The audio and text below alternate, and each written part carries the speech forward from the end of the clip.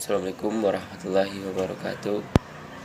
Perkenalkan, nama saya Andra Rizky Haji Muhammad Putra, NIM 200870006 dari Prodi Pendidikan Kepelatihan Olahraga Fakultas Ilmu Keolahragaan. Baiklah, saya akan menjelaskan tentang materi dari pertama, fase belajar, kedua, ciri-ciri umum dan khusus kemampuan fase belajar motorik level 1, ketiga, struktur dasar gerakan dan implikasinya dalam proses pembelajaran serta contohnya. Yang pertama, fase belajar. Fase belajar motorik adalah suatu proses yang menggambarkan keadaan penguasaan keterampilan motorik seseorang dalam melaksanakan gerakan-gerakan olahraga. Kemampuannya tersebut berbeda-beda yang disebabkan antara lain, yang pertama ada perbedaan kemampuan kondisi dan koordinasi yang dimiliki, perbedaan usia, perbedaan pengalaman gerakan, perbedaan jenis kelamin, perbedaan kognitif, frekuensi latihan, dan sebagainya. Pembagian fase-fase belajar motorik bukan berdasarkan pada tingkat usia, melainkan pada tingkat kemampuan seseorang dalam penguasaan keterampilan motorik olahraga dalam melaksanakan gerakan-gerakan tersebut. Kedua, ciri-ciri umum dan khusus kemampuan fase belajar motorik level 1. Ciri umum. Ciri umumnya yaitu penguasaan kemampuan motorik dalam bentuk kasar, dan pada tahap ini mampu melaksanakan gerakan yang dituntut bila situasi dan posisi mendukung, dan seluruh anggota tubuh yang dipengaruhi oleh kematangan anak itu sendiri.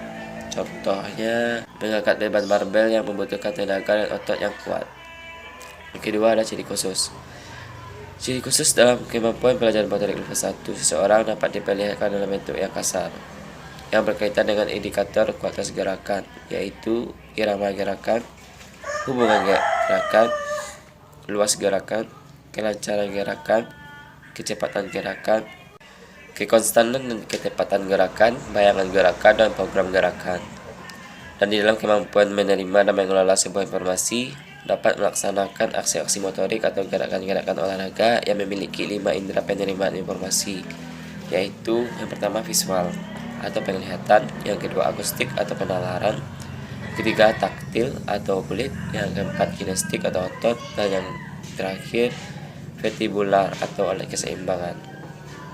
Kelima hal ini berperan juga dalam penerimaan informasi, tetapi juga berperan dalam penerimaan feedback, yaitu tentang gerakan yang sedang berlangsung.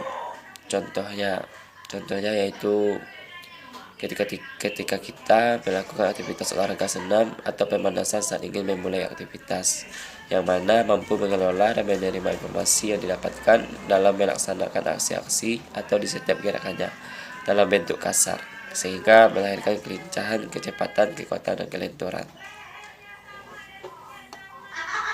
Yang ketiga adalah struktur dasar gerakan dan implikasi dalam proses pembelajaran.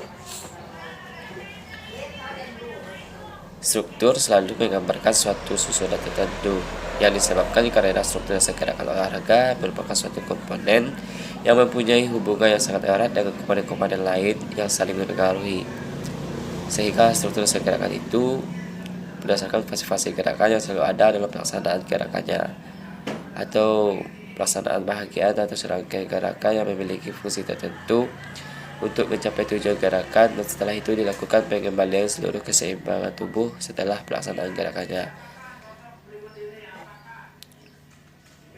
Dalam proses pembelajarannya, implikasinya dapat kita lakukan dengan contoh ketika kita saat bermain sepak bola, yang mana seseorang akan melakukan shooting ke area gawang lawan atau di area kotak penalti ataupun di luar kotak penalti, yang memungkinkan ada celah untuk melakukan shooting, tetapi dalam ruang yang sempit dan penuh ketat penjagaan oleh lawan, sehingga dalam melakukan aksi gerakannya terdapat sedikit kesulitan, tetapi dengan mempunyai kekuatan, kecepatan, basic, dan ketepatan dapat melakukannya dengan baik, dan setelah itu mereka dapat menjaga keseimbangan tubuhnya setelah pelaksanaan gerakan tersebut. Baiklah, itulah beberapa contoh dan materi yang dapat saya jelaskan. Kalau ada kata-kata yang salah, mohon maaf. Wassalamualaikum warahmatullahi wabarakatuh.